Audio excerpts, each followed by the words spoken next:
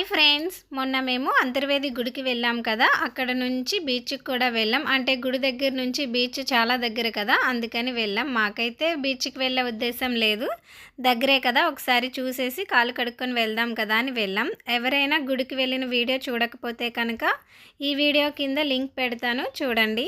Afternoon 2:30కి వచ్చినా కూడా జనం అయితే చాలామందే ఉన్నారు బీచ్లో.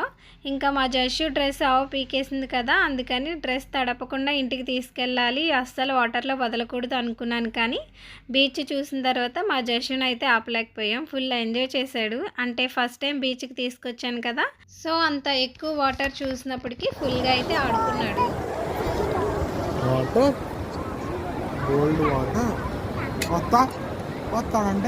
మళ్ళీ ఎప్పుడు వస్తావు?